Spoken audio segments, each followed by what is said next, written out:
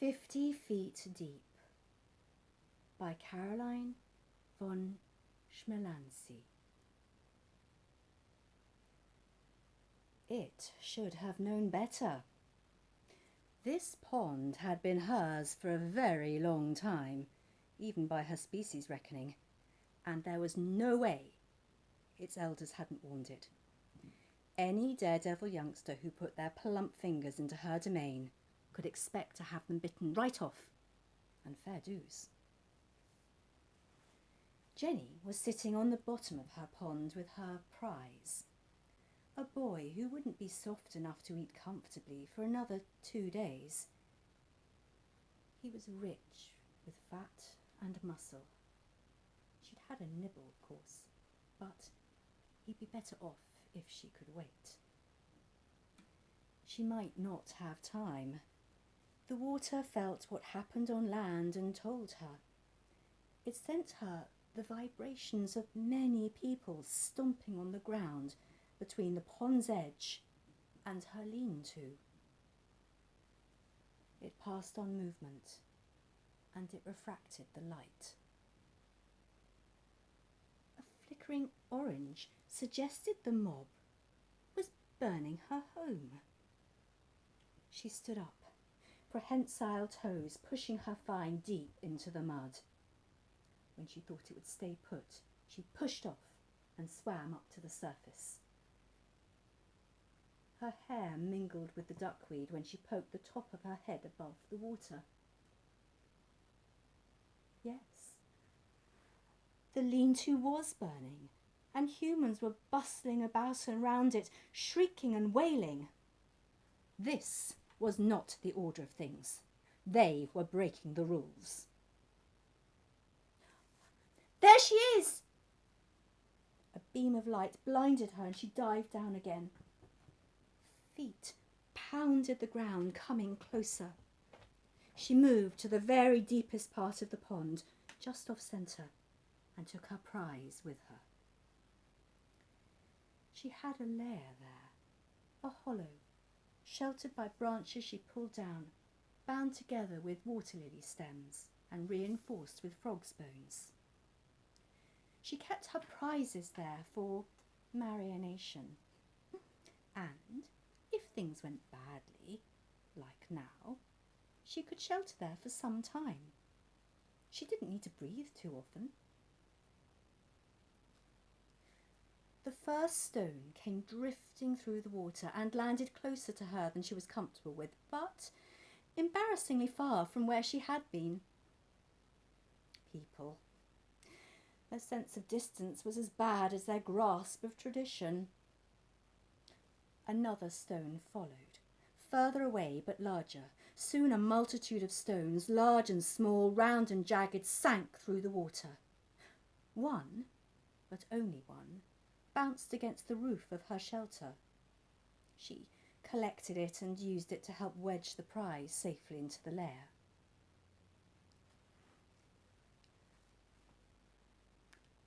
I don't know why people are afraid of the pond, Conrad said, but everyone is.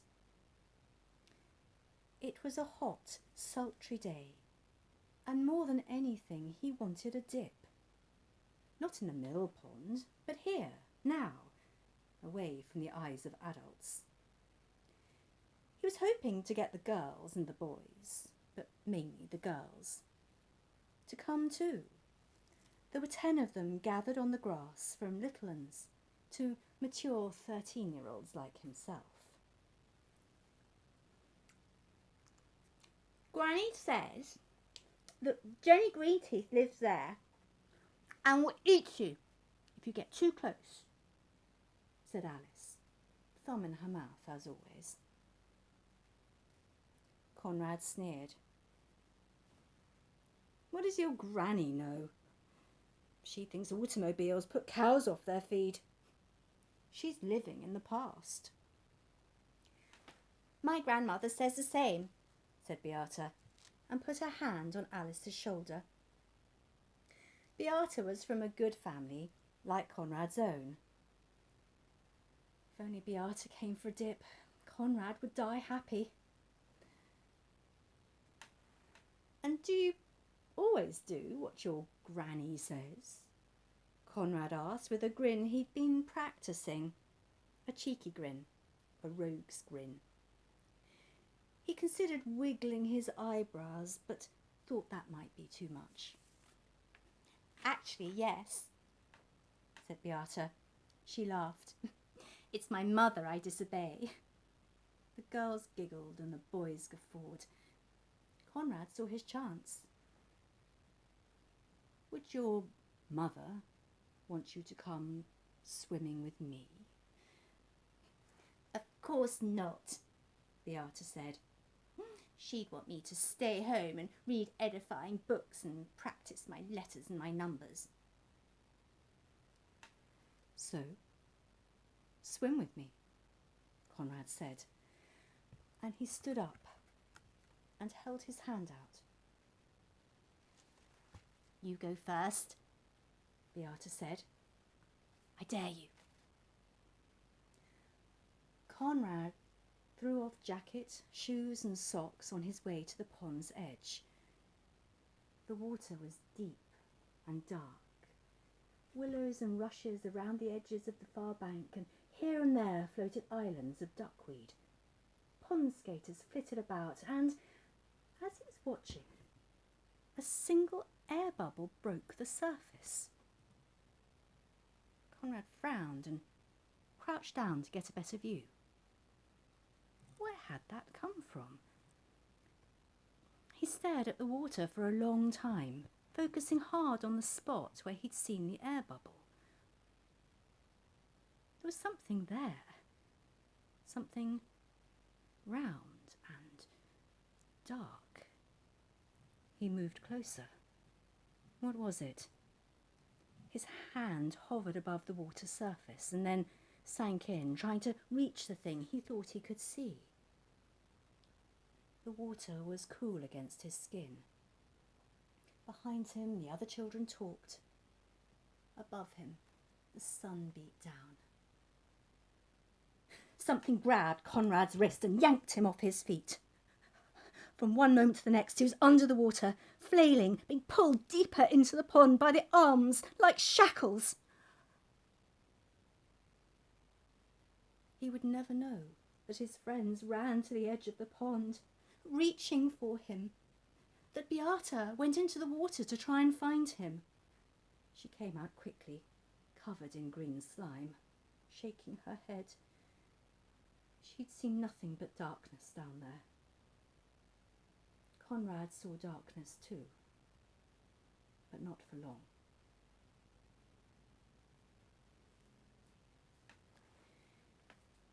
Jenny was patient.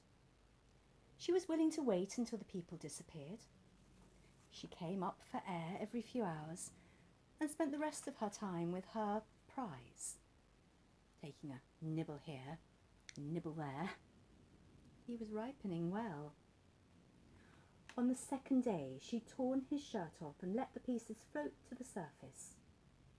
Judging by the increased activity around the pond, that had been a bad idea. Long sticks pulled the material out of the water and then poked into the deep, trying to get her out. Someone took a boat out on the pond, sinking a weight in to measure its depth. Later men shot the surface of the water, making tiny lead pellets rain down to Jenny. She chewed one and then spat it out. The fourth day, the activity on the shore had calmed down, and Jenny was beginning to feel safe in her underwater home. Then, when the sun was at its zenith, she heard a boat on the water. There were people in it. One man manning the oars, slipping and pulling through the water, and another two talking quietly. They eased off and drifted to the centre of the pond. Jenny could see the dark outline of the boat above her, sunlight shooting green spears around the vessel's shadow. A great rocking took the boat and something fell into the water, sinking rapidly. It landed on the bottom of the pond with a heavy thump that raised a cloud of silt. Jenny smiled and clapped her teeth together. Were they feeding her now? She swam out of her lair and waited for the silt to settle. Slowly, a creature made from metal and leather emerged, standing on the bottom of the pond. Ropes snaked from its head and waist up to the surface. The creature wobbled back and forth for a second and then started to move around. Jenny swam closer. She touched the creature's skin, once lightly, and then once with more force, poking a sharp nail into the soft flesh. The creature jerked violently, turning around. It wasn't a creature, but a person in a contraption. Behind glass panels in the metal head, a pale face looked out at Jenny. She smiled at it. It opened its mouth in a silent scream, exposing blunt yellow teeth. She didn't notice the harpoon until the person tried to stick her with it. Jenny swam up and around, hiding herself behind its back. She poked at him again and again, digging her nails through the leather covering, watching him flail with the harpoon, stumbling around and making the silt rise in eddies. It was fun. It was even more fun when she pushed him over and he couldn't get up. Eyes screwed closed, he tugged at one of the ropes and started rising from the bottom. Jenny frowned, perplexed. She squinted up at the surface in the boat there. Someone or something was pulling him up. It took her 20 seconds to bite through the rope and 3 to bite through the air tube. The person in the suit waved his arms and tried to compress the air tube to stop the water from coming in. There was a commotion when someone from the vessel tried to dive down to help. Jenny slashed his face with her claws and he fled back to the boat. Jenny watched as the person in the contraption rose and tried to walk to the side of the pond. He stumbled over a boulder. He fell over again. He floundered. He choked and died. The last thing he saw was Jenny's eyes on the other side of the glass.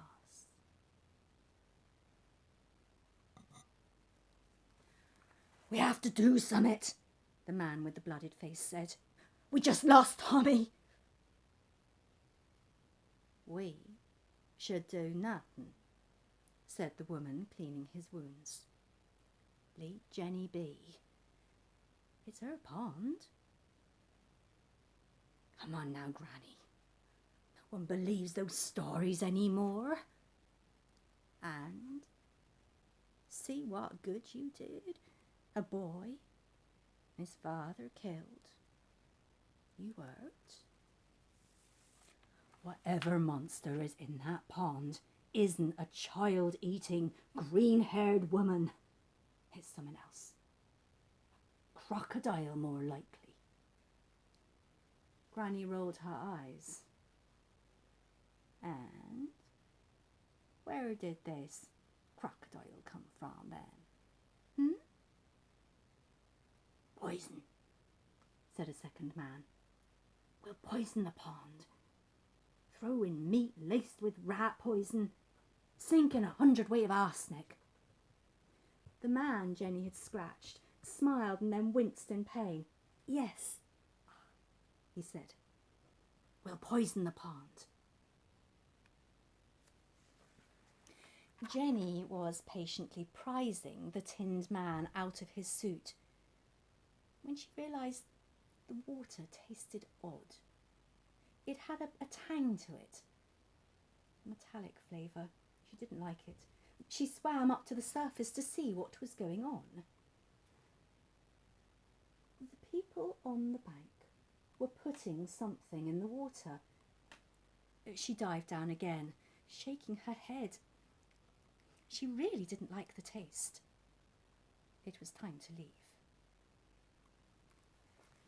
She tugged what was left of her little snack free from the lair. Staying on the bottom of the pond, she swam towards the bank, using the harpoon to push the snack in front of her. The closer she got, the worse she felt. The water was very bad. She gave a last push, releasing the snack to rise to the surface, and took off to the opposite side of the pond. It did not take long for the screaming to start. Everyone on the bank ran to see what it was that had risen, pale and bloated, out of the water. It wasn't a crocodile that they'd hoped for. While they fished the snack out of the water, crying and shouting all the while, Jenny clambered up onto the opposite bank. She hid under the branches of a willow. Snatching up a handful of duckweed, she melted away, finding a tree to wait in until the sun went down.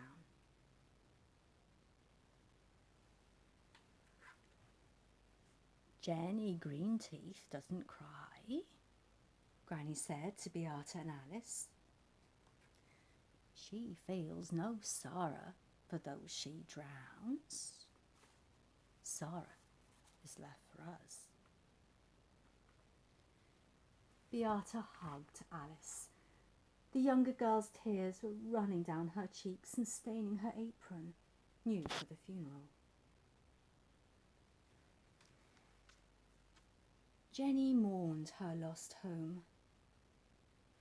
Moving across land was slow and painful. She rested in wells or ponds during the day, but at night her skin dried and cracked, her hair snagged on branches, and her feet were cut on stones. Cool tears, slow running and sticky, kept her face malleable as she sniffed the air for water and continued walking towards a new home. She hoped to find one free of people. People ruined everything.